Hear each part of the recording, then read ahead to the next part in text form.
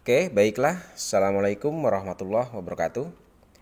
Kita lanjutkan untuk proses pencatatan laporan keuangan dari PT Adijaya, di mana sebelumnya kita sudah sampai pada tahapan posting buku besar, kemudian dilanjutkan dengan menyusun neraca saldo 31 Desember.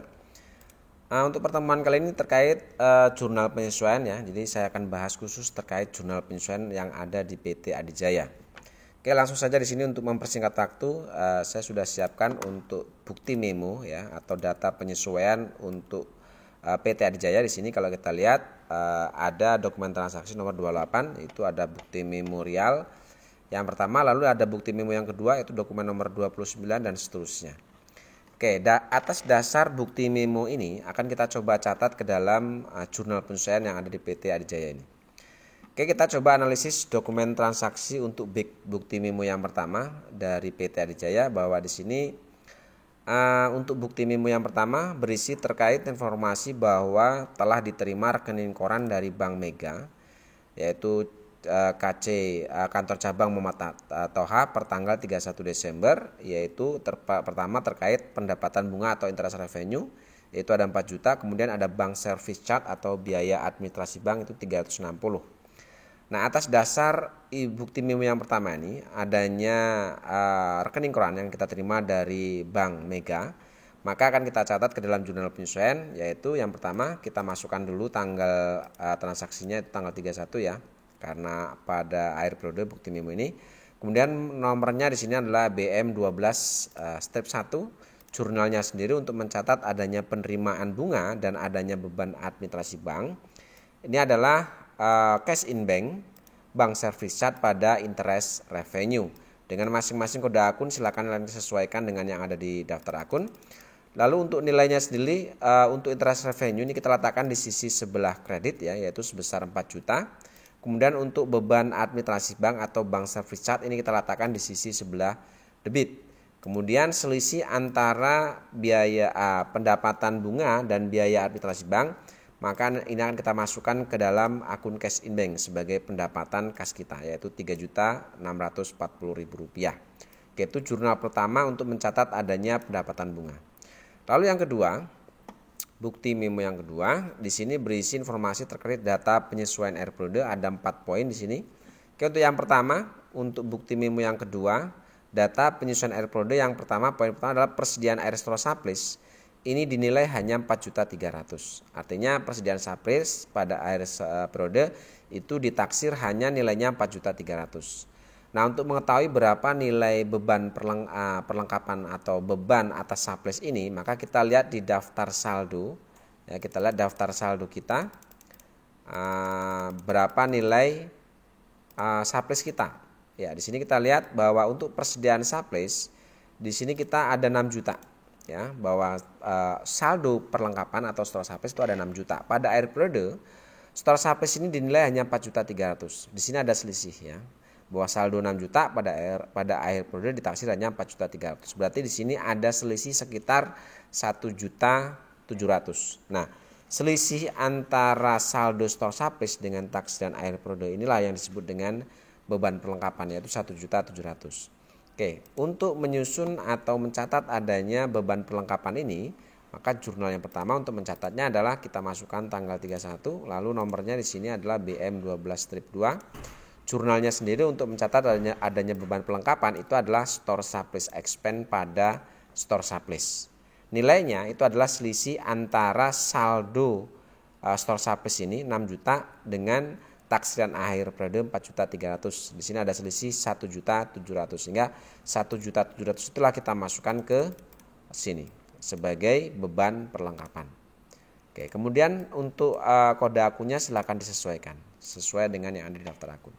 Oke, itu yang pertama, poin yang pertama. Poin yang kedua, di situ ada beban sewa toko bulan Desember. Oke, di sini sudah disebutkan bahwa beban sewa ya, beban sewa atau beban atas sewa itu bulan Desember itu adalah 1.500.000. Di sini sudah diketahui berapa nilai bebannya di bulan Desember, 1.500.000. Oke.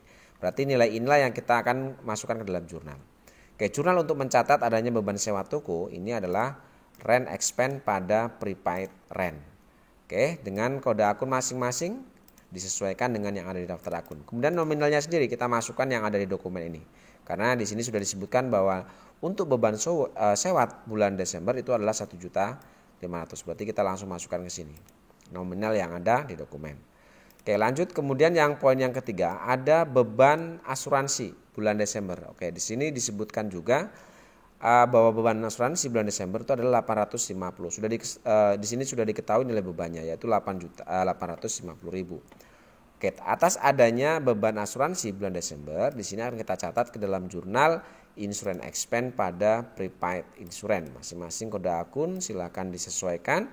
Nominalnya kita ambil yang di dokumen ini, yaitu Rp850.000. Oke, itu poin yang ketiga. Sekarang kita masuk ke poin yang keempat atau poin terakhir. Di sini disebutkan bahwa cadangan kerugian piutang dagang itu sebesar 4% dari nilai saldo piutang. Oke. Sekarang untuk mengetahui berapa nilai beban kerugian piutangnya, maka kita lihat dulu bahwa berapa nilai saldo piutangnya. Di sini kalau kita lihat bahwa saldo piutang itu adalah berapa ini? 583 juta rupiah. Oke, sekarang coba kita hitung 4% dari nilai saldo piutang ini berapa. Oke. Sama dengan 4% ya. 4% dari nilai saldo berarti kalikan dengan saldo piutangnya ini account receivable ya. Ya, ini saldo account receivable. Maka di sini didapatlah nilai 4% dari nilai saldo piutang itu adalah 23.320.000. Oke, untuk mengetahui berapa nilai beban kerugiannya, maka di sini kita lihat cadangan kerugian atau saldo cadangan kerugian piutang atau allowance for debt full debt. Di sini cadangannya hanya 22. Sedangkan kerugian piutang itu ditaksir 23.320. Kita hanya punya cadangan 22 juta. Sehingga di sini ada selisih sekitar 1.320.000. Nah, inilah yang disebut dengan beban kerugian piutangnya. Oke, jadi taksiran cadangan kerugian piutang itu 23, ternyata di sini kita punyanya cadangan 22 juta. Sehingga di sini ada beban kerugian piutang itu 1.320.000 rupiah. Oke, 1.320.000 ini yang kita akan masukkan ke dalam jurnal. Oke, jurnal untuk mencatat adanya beban kerugian piutang di sini kita gunakan akun BDEP expense pada allowance for the full debt. Masing-masing kode akunnya disesuaikan. Kemudian nilainya tadi adalah selisihnya itu 1.320.000 rupiah. Oke, itu untuk bukti memo yang kedua, poin yang keempat. Sekarang kita masuk untuk bukti memo yang ketiga. Oke, bukti memo yang ketiga di sini masih dengan data penyusutan ya, bahwa di sini disebutkan ada 3 poin ya. Poin yang pertama bahwa penyusutan equipment bulan Desember 2012 ini bisa dilihat di tabel. Oke, untuk tabel penyusutan perlengkapan atau peralatan kita lihat di bawah. Di sini ada daftar aktiva tetap. Kita lihat fokus yang tahun 2012 berarti yang ini. Bahwa di sini kita ketahui bahwa untuk equipment, di sini kita lihat untuk equipment bulan Desember yaitu tahun 2012 itu sebesar 2.400.000. Nah, berarti inilah yang kita masukkan ke dalam jurnal karena kita fokus ke tahun 2012 ya. 2.400.000. Oke, penyusutannya ya ini. Lalu kemudian kita akan catat ke dalam jurnal untuk mencatat adanya penyusutan atas peralatan atau equipment ini, jurnalnya yaitu kita masukkan ke sini. Oke, kita masukkan tanggal 31 ya, jangan lupa nomornya di sini BM12-3. Oke, jurnal untuk mencatat adanya beban peralatan itu adalah depreciation expense pada equipment akum debt atau beban penyusutan pada akumulasi penyusutan peralatan.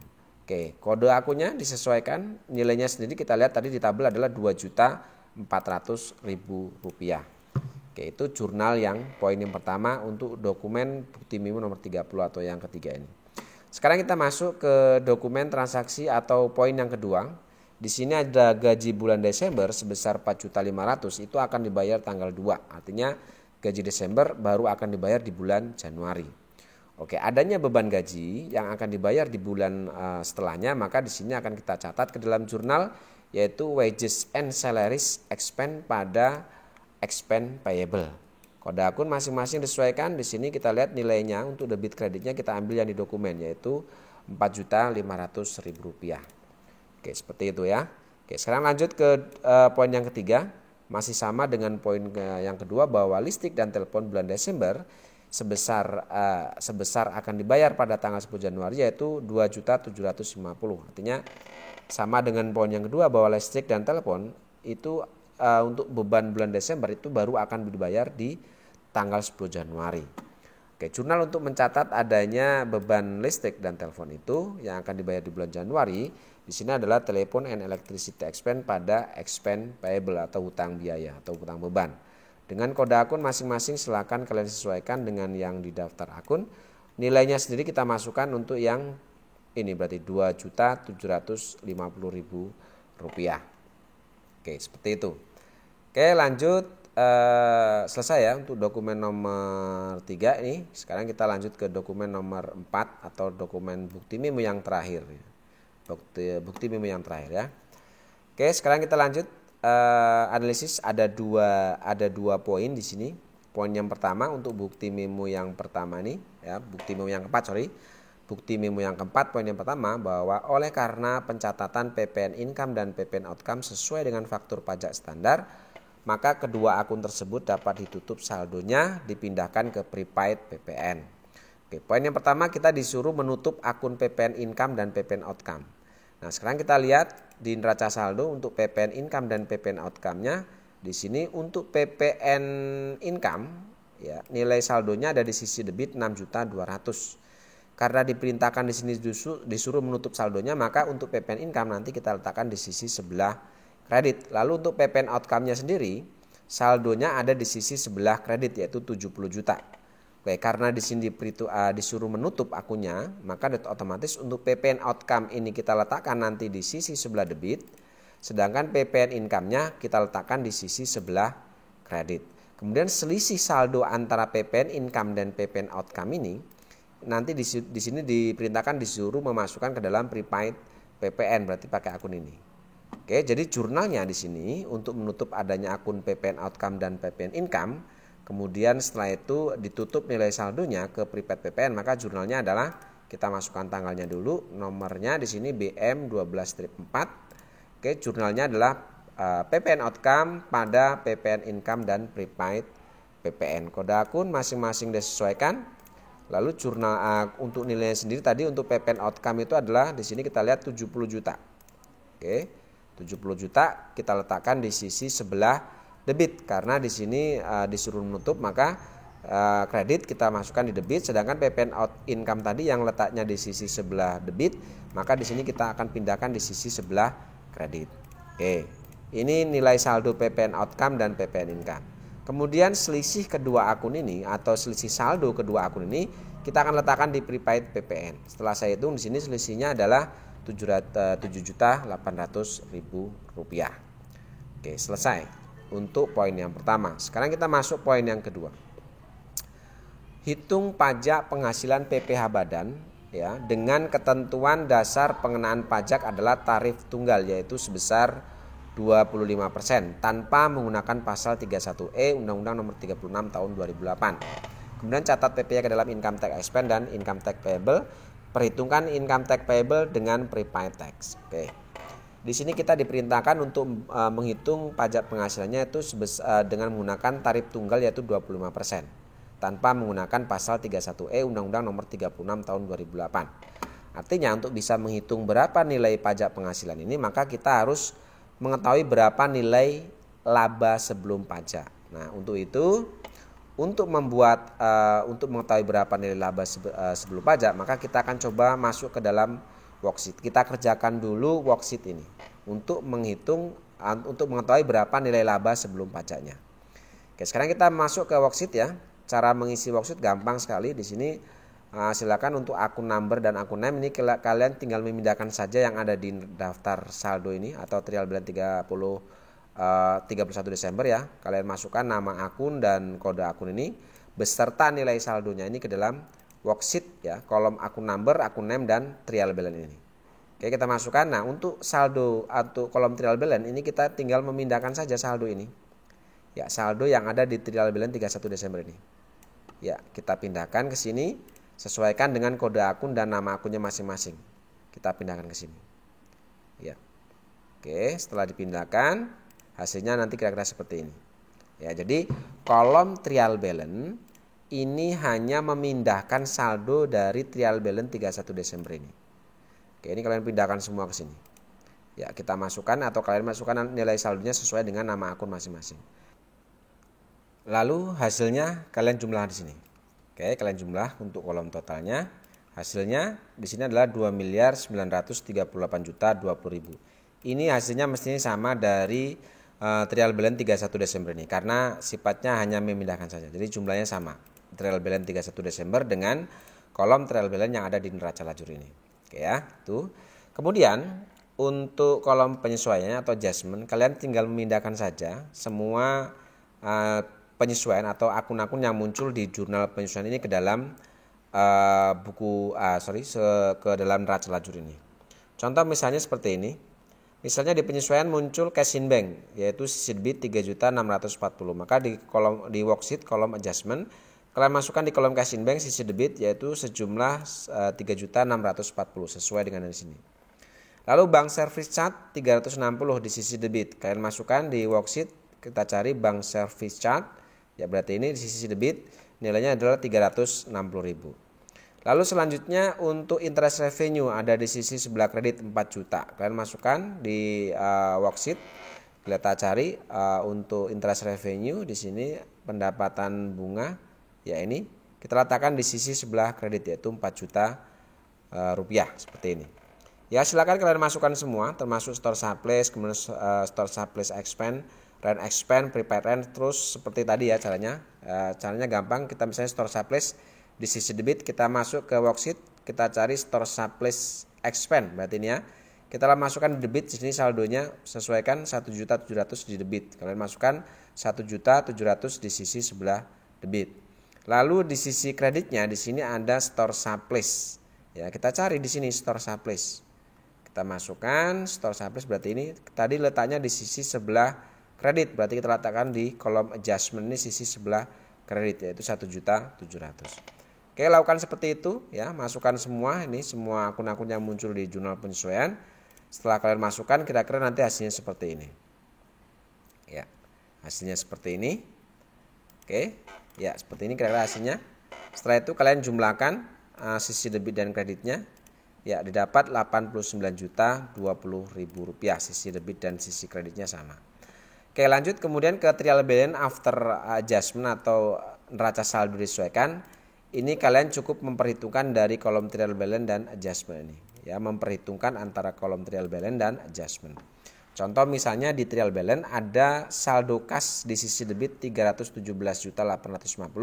Lalu di adjustment muncul juga saldo debit 300.640. Kayak di sini debit ketemu debit, ya berarti kita jumlahkan.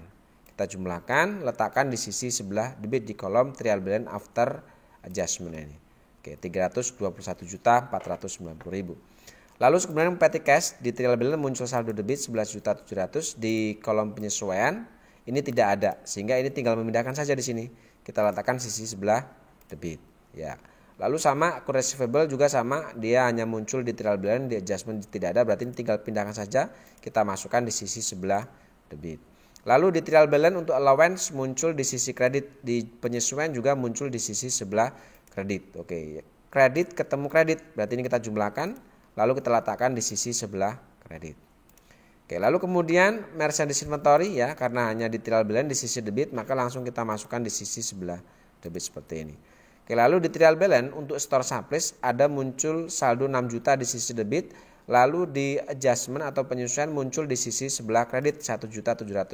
Oke, di sini beda saldo. Saldo di trial balance dia saldonya ada di debit, sedangkan di penyesuaian ada di sisi sebelah kredit. Kita lihat saldonya lebih besar saldo sebelah debit, berarti yang 6 juta ini dikurangi dengan 1.700.000. Oke, selisihnya kita letakkan di sisi sebelah debit karena masih banyak sebelah debit, maka selisih saldonya kita letakkan di sisi sebelah debit. 6 juta dikurangi 1.700.000, maka hasilnya 4.300.000.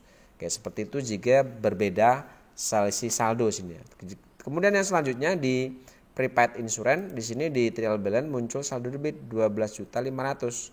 Lalu di penyesuaian muncul di sisi sebelah kredit 850. Sama seperti tadi. Oke, saldo debit lebih besar, maka di sini 12.500.000 dikurangi 850.000. Karena selisih saldonya lebih besar di debit, maka selisihnya kita letakkan di sisi sebelah debit seperti ini, 11.650.000. Begitupun dengan prepaid rent di trial balance muncul saldo 20.500.000, di penyesuaian muncul di sisi sebelah kredit 1.500.000. Oke, karena saldo debit ini lebih besar, maka saldo debit ini dikurangi dengan saldo kredit, 20.500.000 dikurangi 1.500.000. Otomatis karena masih besar di sisi debit, maka selisihnya kita letakkan di sisi sebelah debit seperti ini. Ya, lakukan seperti itu terus sampai dengan selesai ya. Kira-kira nanti hasilnya kalau sudah kalian cara memasukkan atau cara memperhitungkannya benar, maka hasilnya seperti ini kira-kira. Ya. Lalu kalian jumlahkan sisi debit dan sisi kreditnya. Ya, didapat hasil 2.890.790.000, sama sisi debit dan sisi kreditnya. Oke, itu untuk kolom trial balance after adjustment atau neraca saldo setelah disesuaikan. Sekarang kita masuk ke kolom income statement atau kolom laba rugi. Bahwa sama-sama kita tahu bahwa untuk income statement atau kolom laba rugi ini untuk mengetahui berapa nilai laba kita, ya. Dan yang terkait dengan perhitungan laba atau akun-akun yang berhubungan dengan laporan laba rugi itu adalah akun-akun yang berhubungan dengan akun pendapatan dan akun beban. Sehingga di sini bisa kita lihat bahwa akun pendapatan itu dimulai dari kode 4, sedangkan akun beban itu kode 5, 6, dan 9. Sehingga di sini yang akan kita gunakan untuk penyusunan laporan laba rugi atau income statement itu adalah akun-akun mulai dari kode 4 sampai kode 9. Berarti ini mulai dari sales sampai income tax expense. Kita masukkan di kolom income statement berarti untuk mengambil saldo yang kita gunakan untuk mengisi kolom income statement itu adalah saldo dari kolom trial balance after adjustment ini. Jadi patokan data yang kita gunakan untuk mengisi kolom income statement adalah kolom neraca saldo disesuaikan atau trial balance after adjustment ini. Ya, tadi karena untuk membuat menyusun atau mengisi kolom income statement itu adalah akun-akun yang berhubungan dengan akun pendapatan dan beban, maka di sini kita mulai dari kode akun 4 sampai kode 9. Berarti nilai saldo yang kita akan masukkan ke kolom income statement ya, berarti nilai ini. Ya. Ini adalah saldo-saldo yang ada di trial balance after adjustment yang akan kita masukkan ke kolom income statement. Karena saldo-saldo inilah yang berhubungan dengan saldo akun pendapatan dan kode akun beban, yaitu berhubungan kode 4 sampai dengan 9. Ini tinggal pindahkan saja ke sini. Ya, tinggal kita pindahkan saja. Ya, seperti ini. Oke, yang kredit kita masukkan kredit, yang debit dimasukkan debit, terus seperti ini yang kredit dimasukkan kredit. Ya, jadi untuk mengisi income statement itu cukup mengambil data yang ada di kolom trial balance after adjustment mulai dari kode 4 sampai dengan kode 9. Karena kode-kode ini yang berhubungan dengan akun pendapatan dan beban. Kalian tinggal pindahkan saja di sini ya, tinggal pindahkan. Yang debit kalian pindahkan debit, yang kredit kalian pindahkan di sisi sebelah kredit. Lalu kemudian kita jumlahkan di sisi debit, di sini dapat nilai 1.177.550. Sedangkan di sisi kredit itu adalah 1.598.800. Nilai di sebelah debit itu menunjukkan nilai saldo beban, sedangkan nilai saldo kredit itu menunjukkan nilai saldo pendapatan. Sehingga kalau kita lihat saldo pendapatan atau jumlah pendapatan atau jumlah sisi sebelah kredit itu lebih besar dari jumlah sisi sebelah debit. Artinya pendapatan kita itu lebih besar dari bebannya. Oke, sekarang untuk mengetahui berapa nilai laba bersih sebelum pajak atau untuk mengetahui berapa nilai laba kita, maka sisi kredit atau saldo pendapatan atau jumlah pendapatan ini dikurangi dengan jumlah beban. Oke, di sini setelah saya hitung 1.598.800 dikurangi dengan 1.177.550 itu didapat nilai Rp421.250.000. Inilah yang disebut dengan jumlah laba kita. Nah, jumlah laba inilah yang kita akan perhitungkan dengan tarif pajak yang ada di jurnal penyesuaian di soal sebelumnya. Oke, sekarang kita selesaikan dulu worksheetnya. Oke, baru kita masukkan di sini jumlahnya, kita ini jumlahkan ya, didapat nilai 1.598.800. Ini tinggal turunkan saja di sini. Sehingga untuk kolom debit dan kredit ini balance. Setelah adanya selisih pendapatan ini kita letakkan di sisi sebelah debit. Oke, itu untuk income statement. Sekarang kita masuk ke kolom balance sheet atau kolom neraca. Ya, berbanding terbalik dengan kolom income statement. Kalau income statement tadi kolomnya kita mengambil dari data kolom trial balance atau saldo trial balance setelah penyesuaian dari kode 4 sampai kode 9, maka untuk kolom neraca atau balance sheet ini kita mengambil data yang ada di trial balance after adjustment atau neraca saldo setelah penyesuaian mulai dari kode akun 1 sampai dengan kode akun 3. Ya, berarti yang ini. Ini adalah data-data akun yang akan kita masukkan ke dalam laporan neraca atau kolom neraca ini. Artinya saldo yang kita gunakan yaitu adalah saldo mulai dari kode akun 1 sampai dengan kode akun 3 ini. Ya, kita warnai seperti ini. Ya, inilah adalah saldo-saldo akun yang kita masukkan ke dalam kolom balance sheet ini. Kita tinggal kerjakan saja. Yang debit kita masukkan di kolom balance sheet sebelah debit seperti ini. Untuk ini pun sama debit petty cash, kemudian allowance for the full debt, untuk account receivable sama, untuk allowance for the full debt kredit kita masukkan kredit. Ya, seperti itu. Lakukan terus seperti itu sampai semuanya kita masukkan di sisi kolom balance sheet ini sehingga hasilnya nanti seperti ini. Ya, tinggal memindahkan saja debit, debit, debit, debit terus seperti itu. Yang kredit kita masukkan kredit. Ya, seperti itu. Ya, kemudian setelah kalian masukkan semua data yang ada di neraca saldo setelah penyesuaian atau trial balance after adjustment mulai dari kode akun 1 sampai kode 3 ke sini ke kolom balance sheet baru kita jumlahkan. Oke, kita didapat di sini untuk debit dan kreditnya. Untuk debit didapat nilai 1.713.240, sedangkan sisi kreditnya 1.291.990. Untuk debit itu menunjukkan nilai saldo harta, sedangkan sisi kredit menunjukkan nilai saldo hutang plus modal. Sehingga kalau kita lihat di sini jumlah harta itu lebih besar ketimbang nilai saldo hutang plus modalnya. Nah, sekarang kita cari berapa nilai selisihnya. Karena di sini lebih besar saldo yang ada di sisi debit, maka selisihnya kita letakkan di sisi sebelah kredit, yaitu debit ini dikurangi dengan kredit. Maka di sini setelah saya hitung didapat nilai 421.250. Ini sama dengan selisih laba kita. Oke ya, jadi sama selisihnya. Oke, kalau tidak sama berarti ada kesalahan. Artinya rumus untuk menyusun laporan neraca lajur jika laba yang kita dapat itu sama dengan selisih antara harta utang plus modalnya. Kalau kita jumlahkan di sini, kita jumlahkan nih ya ke bawah didapat hasil 1.713.240. Ini tinggal kita turunkan saja. Sehingga untuk kolom balance sheet debit dan kreditnya balance. Setelah selisih saldo hartanya kita letakkan di sisi sebelah kredit. Oke, proses penyusunan neraca lajur selesai dan di sini sudah kita dapatkan berapa nilai laba sebelum pajak. Oke, sekarang kita masukkan saja di sini laba sebelum pajak, kita tuliskan 421.250.000. Oke, ini laba sebelum pajak. Nah, sekarang kita akan coba perhitungkan ini dengan nilai pajaknya. Oke, di penyesuaian di sini kita tahu bahwa hitung pajak penghasilan PPh Badan dengan ketentuan dasar pengenaan pajak adalah tarif tunggal yaitu 25%. Berarti kita ini kalikan saja ini 25%-nya. Ya. Ini kita kalikan dengan 25%. Ya, kalikan dengan nilai laba sebelum pajak ini. Ya, didapat PPh-nya adalah 105.312.500. Nah, ini yang kita catat ke dalam jurnal penyesuaian sebagai beban pajaknya. Oke, sekarang jurnal untuk mencatat adanya beban pajak kita masuk ke penyesuaian tadi ya seperti ini. Tadi bahwa diperintahkan untuk jurnalnya sendiri diminta suruh mencatat ke dalam income tax expense dan income tax payable. Berarti di sini jurnalnya adalah untuk poin yang kedua kita masukkan tanggal 31 ya. Nomornya adalah masih BM12 ini ya. Kemudian kita masukkan jurnalnya BM12-5 ya, BM12-4 ya.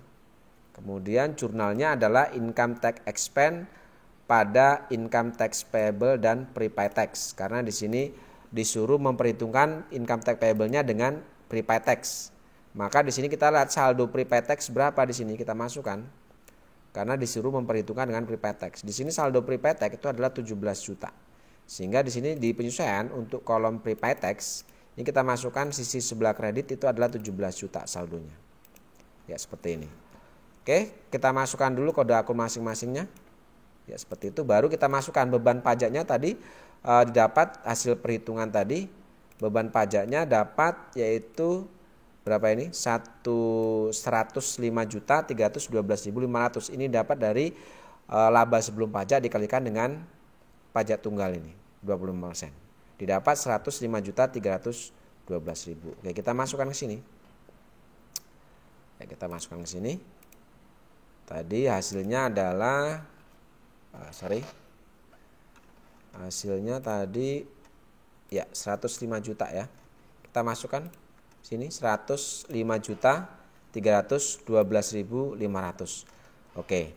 Di sini karena income tax payable diperhitungkan dengan prepaid tax, maka untuk income tax payable-nya sendiri yang masih menjadi hutang pajaknya itu selisih antara income tax expense dan prepaid tax ini. Oke, di sini kita perhitungkan berarti ini dikurangi dengan prepaid tax-nya. Didapat nilai sebesar Rp88.312.500. Oke, ini jurnalnya. Oke, selesai ya untuk jurnal perusahaan. Sekarang kita rapikan kembali, masuk kita ke worksheet ya. Kita jumlahkan sisi debit dan kreditnya, didapat nilai 194.332.500. Oke, hasil jurnal yang terakhir ini pun akan kita masukkan ke dalam worksheet ini. Oke, di sini income tax expense sudah didapat ya. Kita masuk ke penyesuaian tadi, kolom penyesuaian.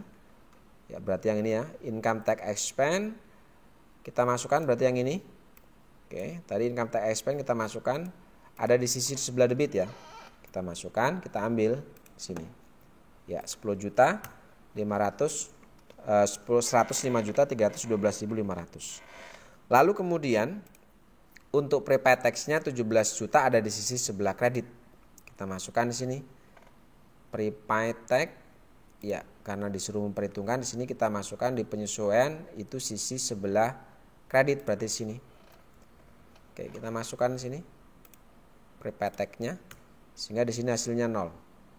Oke, lalu kemudian untuk income tax payable-nya kita masukkan tadi ada di sisi sebelah kredit ya. Kita masukkan ada di sisi sebelah kredit berarti yang ini, income tax payable. Ya, seperti ini kira-kira. Maka setelah kita masukkan semua jurnal yang digunakan untuk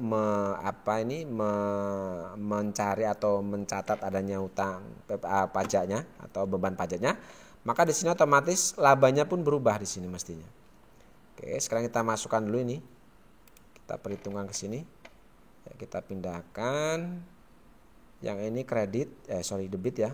Debit berarti ini kita pindahkan di debit sini. Ya, ini pun sama. Berarti masuk sini.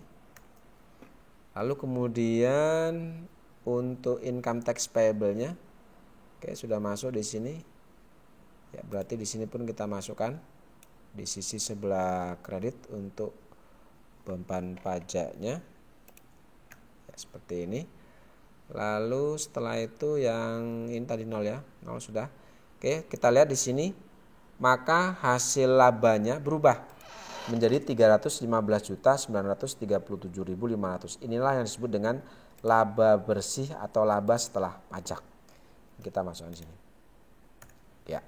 Ini adalah laba setelah pajaknya.